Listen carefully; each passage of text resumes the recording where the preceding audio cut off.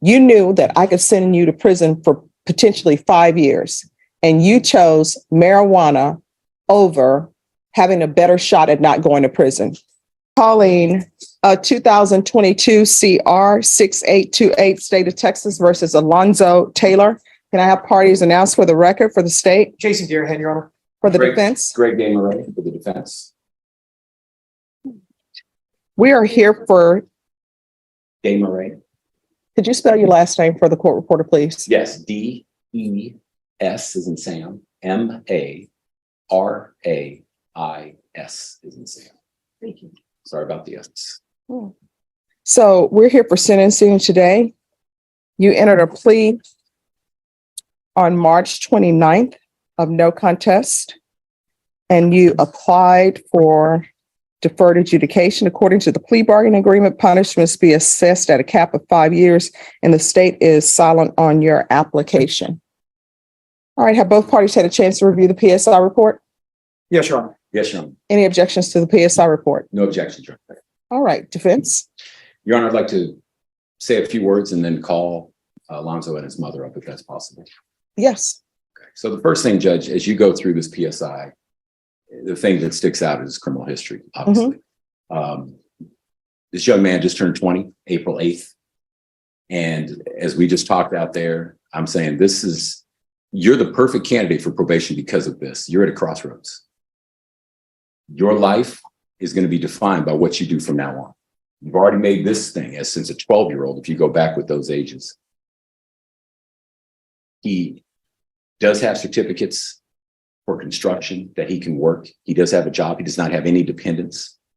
I talked to him about his alcohol and drug use, and he's saying that is not happening. All right, if you're drug tested today, what are the results going to be? Kind of dirty. Okay. All right. Kind of dirty. He said kind of dirty. Dirty for what? Marijuana, I think. No, it's not marijuana. I think you know what you were using. So what have you used? Let me put you under oath. Can you raise your right hand for me, please? Do you solemnly swear or affirm the testimony you give will be the truth and nothing but the truth, so help you God? Yes, ma'am. All right, you can lower your hand. You're going to have to speak up so the court reporter can hear. So what are you going to be dirty for? Marijuana. And what else? All right, before we continue, I'm going to want a UA. Yes, Judge. All right. All right, we're back on the record. So when's the last time you used marijuana? About a week ago, it was a candy bar. Okay, you're going to need to speak up. Right now is not the time to be too cool for school. It was about a week ago. It was a candy bar site. My voice is just kind of deep and low. Right. So why are you doing marijuana when you know you have sentencing and you know I could send you to prison for 5 years? Because I'm sure your attorney will tell you, and I'm sure the state will tell you, in this court, age is just a number. I'm not going to treat you like a child because you're not a child. You're in adult court. I don't know why people want to use some drugs before they come to court and then try to throw themselves on the mercy of the court. State is silent, but you're here for a serious offense where you could end up going to prison for 5 years. And I will tell you this, if you end up going to prison for 5 years, it's not your mom's fault. It's not your attorney's fault. Because I'm sure your attorney probably already told you that I always, well, not always, but usually ask for a drug test. And all you had to do was come into court clean today. And if I were to send you to prison today, which I haven't made up my mind on that, it would be entirely your fault because your criminal history is just insane for someone your age. Do you understand? Yes, ma'am. So what are you doing with your life? Well, I'm not going to say that, in the past that, it was a regret because jail kind of did help me out, I had problems that helped me. All right, let's do this. Let's stop saying, after every sentence. I want you to concentrate and try not to say, A lot of people come before me and they say, it's like, well, like this and like that. Okay. Your attorney is also a teacher, as am I. And I will tell you, he does not like his children saying, it's like. So let's try not to have that when we speak. Okay. All right. Go ahead. Well, I went to school for, construction. It's always been like, type of dream job, I mean, Sorry, it's just how. Can I ask him a few questions, Your Honor? No, I want to, Okay, you want I want to to hear him. Well, I went to construction for about 3 years the school for construction, I got my NCCR, my You know? OSHA. See, it's hard. And I'm doing this not to make fun of you, but you have to learn how to speak, not like you speak with your friends, because this is a professional setting. And when you go do job interviews, people are not going to want to hear, it's like, So concentrate on not saying those things. It's for the betterment of you. So concentrate, not saying that, and not saying, okay, and it's like. And I want you to stand up straight, and I want you to stop mumbling, and I want you to speak so I can hear you, because I'm trying to make a decision on whether or not to send you to prison. Yes, ma'am. So go for it. I went to school for 3 years for construction. Since then, I got my NCCR, OSHA, and my level in carpentry, cabinets and stuff like that. And do you have an opportunity for a job? Yeah, I have an opportunity to job. I have a neighbor that does construction. So Does your neighbor know that you're doing marijuana? yes, ma'am. You're telling me that your neighbor wants to hire you and your neighbor knows that you're doing marijuana. Tell the truth. No, ma'am. Here's the other thing. Do not be dishonest with me. I do not like when people are dishonest. You cannot do construction and use drugs. If you do, something's going to happen. Either there's going to be an accident at the job, and I have relatives who do construction work. I have relatives who drive. Anytime there's an accident, the first thing they want them to do, whether it's their fault or not, is take a drug test. And if there were an accident at a construction site, they would have you take a drug test. You would be positive for marijuana like you're positive today, and you would be fired. And they would be looking at a civil suit because someone is on their site using drugs. Do you understand? Yes, ma'am. And are you living with your mother? Yes, ma'am. I know she doesn't want drugs in her house. Yes, ma'am. Can I see his mom? Absolutely. Ma'am, come on up. Peter. And you had requested her, Judge, so Yes. we made sure she wanted to be here as well. Thank you. You might just remove the mask. All right, can you raise your right hand for me, please? Do you solemnly swear or affirm the testimony you give will be the truth and nothing but the truth, so help you God? Yes, I do. All right, if you can lower your mask and state your name for the record. My name is Tracy. All right, and are you his mother? Yes. What does he spend his day doing? Well, just normal, sleeping. He goes and helps me with Ubering. How does he help you with Ubering? He delivers the food. Does he have any friends over? Not really. Does he have a No. curfew? Well, he has a GPS on, so he doesn't get to leave. He's just gone from 2 to 10, and then he's at home. I don't really have any. He's different. It's calmer. Does he help you clean the home?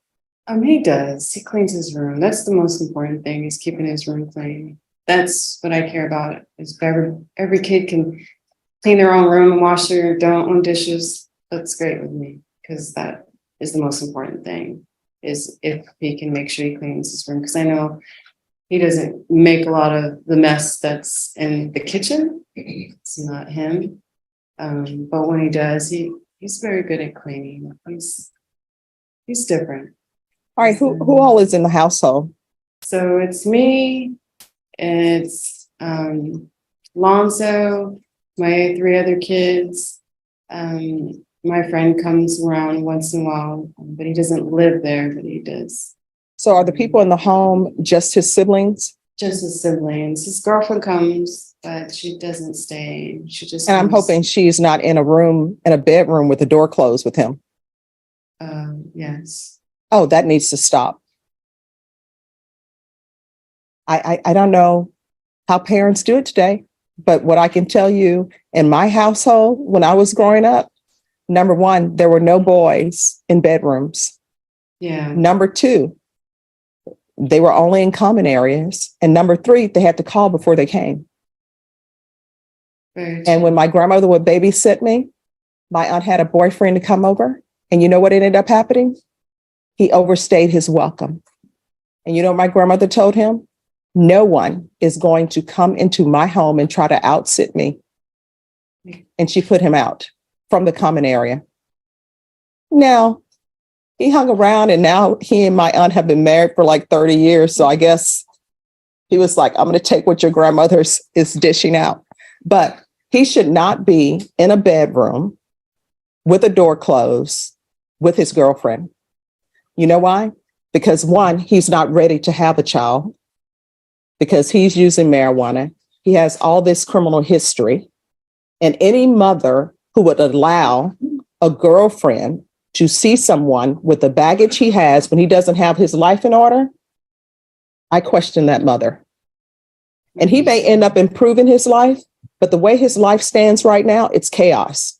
It's chaos with the GPS. It's chaos because he's looking at 5 years prison, and you have some girl coming over in his bedroom with the door closed. That equals possibility of children. And are you ready to be a grandmother from him? No, they both take care of themselves to the point where they are No, not no, they having don't. kids. They're young. And young children tend to do dumb things, whether they have been raised by Mary Poppins or not. They still do dumb things. And I'm just going to be honest with you, right? I don't understand how parents allow children who are not married to come into their home and treat their home, as my grandmother used to say, like a hotel motel. That should not be happening. And you know why? Because it sets a bad example for his siblings. And then your home becomes a hotel motel. The only difference is they don't have to pay for it. Very true. So that needs to stop. Do you understand? Yes, I understand. All right. Thank you. Thank you. Thank you. All right. Here is your choice. I can give you deferred adjudication. If I give you deferred adjudication, if you are revoked, you're going to be looking at 10 years in prison. Or I can send you to prison for 2 years and you will be done. Which would you prefer? Adjudication. Right. And what I can tell you is Deputy Laura tells me all the time that she doesn't know how people do probation in this court, because probation in my court is difficult. Because if I give you probation, I want you to be rehabilitated. Do you understand? Yes, ma'am. All right. The court is going to sentence you to 5 years deferred adjudication. There's a $1,500 fine that will be probated. There should be proof of employment within 30 days. There should be no employment as a home health care provider or with minors.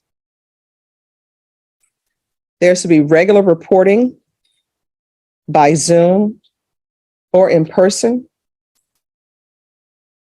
Regular UAs. I'm going to want him tested for levels. Those levels have better start going down. You understand? Yes, ma'am. And is this girlfriend you have, is she using as well? No, ma'am. Another reason why she shouldn't be with you. It sounds like she doesn't use drugs, but you do. And then you have these criminal cases and you've just been placed on deferred for felon in possession of a weapon. You need to ask yourself, why is she with me?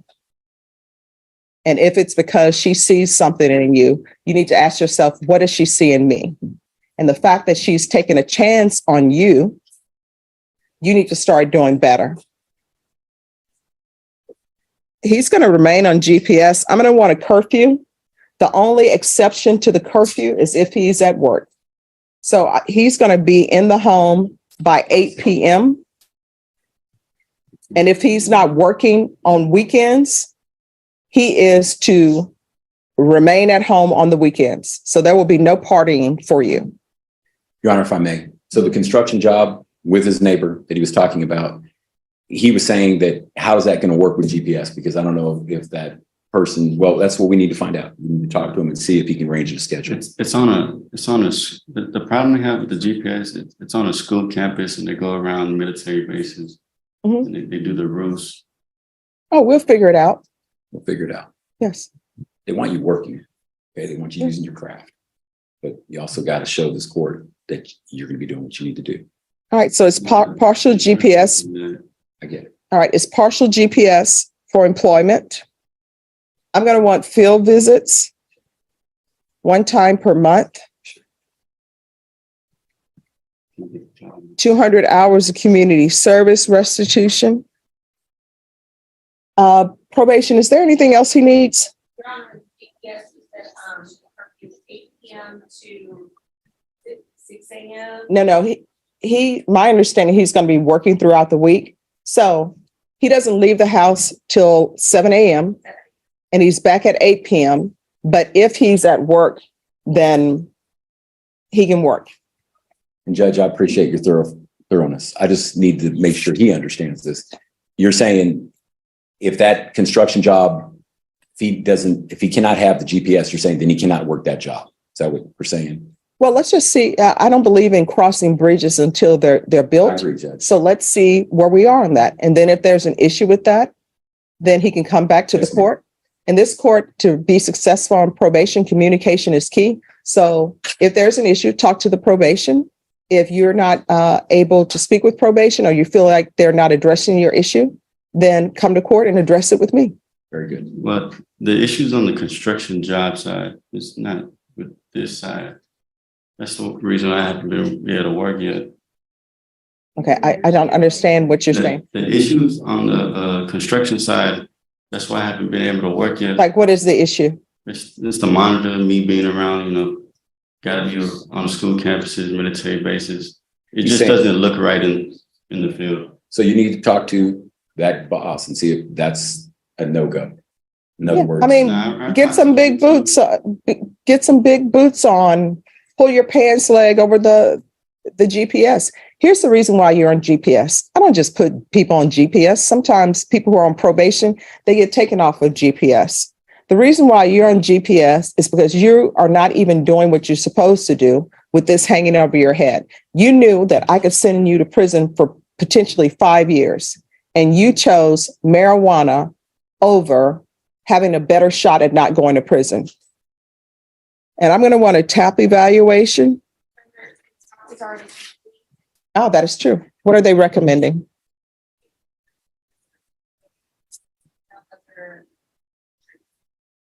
All right. What I'm going to do with you, I'm going to want 90 sober meetings in 90 days. And those are all over the city.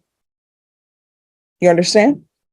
Yes, ma'am. Are you able to stop using marijuana or you need some type of intervention? I'll be able to stop.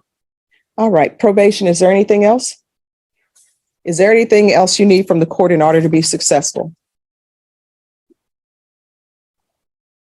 Speak now or forever hold your peace. I'm concerned about the job. It's kind of my dream job. And No, wear long pants. And I've said it, I'm going to say it again. And maybe the marijuana is clouding your mind, but this is what I'm telling you. Wear long pants, wear bigger boots. If there's another issue where the construction job is saying you cannot wear GPS to work this job, then that means that bridge has been built. Your attorney can come back to me and we can address it. But if they are saying that construction, you can't have that with construction, you're going to need that person to come into court or either do an affidavit with your attorney or directly speak to your attorney to say construction cannot be done with this. Do you understand? yes, ma'am. All right. Showing you what's entitled trial court certification of defendant's rights to appeal. Did you review that with your attorney? Did you understand it? Did you sign it? Yes, ma'am. Because it's a plea bargain agreement, because I followed your plea bargain agreement, and because you waived your right to appeal, you do not have the court's permission to appeal. Do you understand? Yes, ma'am. sorry. Yes. Judge, one more. Thank you. So my son passed away. So How long? it was 4 years ago, but I wanted to do something with my family for his birthday, and that's this Saturday. And I wanted to find out if that would be okay. Where are you All gonna right. go? Rashawn, We're going to the Live Oak Park. and- okay. Can you make sure that they're allowed to celebrate her, I won't say celebrate, but acknowledge her son's passing and that he's allowed to attend? So Saturday, if whatever their plans are, he's allowed to attend. And as far as the monitor, so I completely understand why you want to have the monitor and I'm not.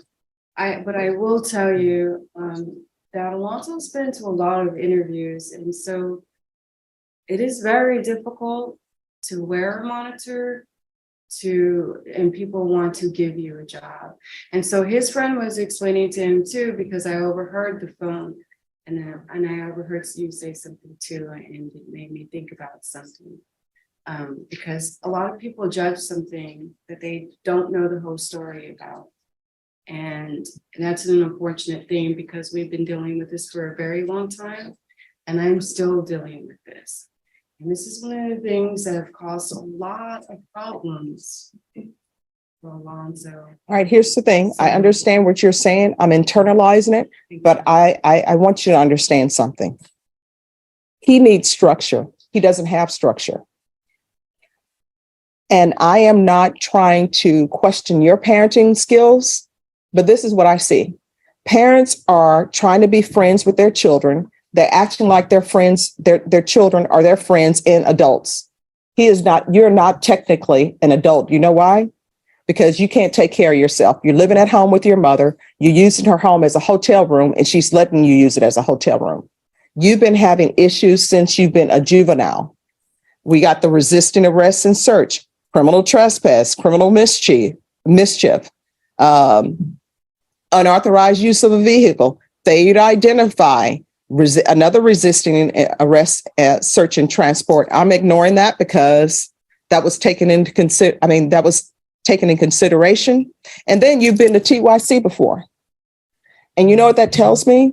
That tells me a little bit that one, you need structure. And mom, you are not his friend, you are his parent. And you need to start laying down the law because otherwise he's going to end up in prison. And if you violate the conditions that I've set for you, what's going to end up happening is you could be looking at 10 years in prison. Here on out, everything that you do in your life, every decision that you're making, you need to ask yourself, is this something that could result in me going to prison for 10 years? If the answer is yes, don't do it. If the answer is maybe, don't do it. Because what I can tell you is, and Deputy Laura will tell you, Deputy Mejia and Miss Abrams will tell you, at some point in time, when people violate conditions in this court, they always end up getting caught. You may not get caught the first time you violate it, but ultimately you end up getting caught because I'm serious about probation coming out doing field visits. And when they do, and something happens, you know what ends up happening? I receive a motion to revoke. And when I get that motion to revoke, if it's in proper order, I check the box and a warrant is issued. You are picked up by the police and you are taken into custody. And either your mom makes bond for you or she does not. If she doesn't make bond for you, you are brought over in orange after having been at the jail with other inmates, sharing toilets, sharing clothing. And then I hear your motion. And if it turns out that it is true and I find it's true, then you're looking at 10 years in the prison. Do you understand? Yes, ma'am. So your mom is allowing you to do things that she should not be allowing you to do. So you're going to have to check yourself. I don't know if that's something that young people still say, but that's what they said when I was growing up. You're going to have to put yourself in check because your mom looks at you. Your mom loves you. Your mom looks at you as still as her little boy. You're an adult. So if you love your mom, you're going to have to start doing things appropriately so your mom doesn't have to come to court begging you and not seeing the fact that she has a son who came to court for sentencing and you're using marijuana. And you're probably using it in her house in the form of candy bars or whatever. And you're in the back room with your girlfriend having sex or whatever. And you're going to end up, if you continue on that vein, you guys are going to forget something. and you're going to end up bringing a grandchild into this world for her, and she's going to end up caring for it. And that grandchild is going to be stuck with the father who has all this history, who doesn't have their life in order. Do you understand? Yes, ma'am. All right. So probation will go over conditions with you. Thank you, Judge. With the excuse. Yes. Alonzo Taylor, Alonzo. a 20-year-old with a long juvenile record, stands in court hoping for a second chance. But one shocking confession changes everything. The judge looks him in the eye and says, "You chose marijuana over having a better shot at not going to prison. From this moment on, your freedom is entirely in your own hands." She warns him, "If you violate the conditions I've set for you, you could be looking at 10 years in prison. Every decision you make from this point on, ask yourself, could this land me in prison for 10 years? If the answer is yes, don't do it." She confronts not just him, but his mother, about the lack of structure at home. The judge points out that allowing a girlfriend to visit and close the bedroom door could set a terrible example and even risk an unplanned child he's not ready to care for. In the end, the court grants him one last chance, a 5-year deferred adjudication, but with strict conditions: GPS monitoring, a firm 8 p.m. curfew, 200 hours of community service, proof of employment, and 90 sober meetings in 90 days. The message is clear. Alonzo's life is at a crossroads. His choices will determine whether he finally turns his life around or ends up behind bars for a decade. The responsibility and the consequences are now entirely his. This is the stark reality of probation and the fine line between freedom and prison.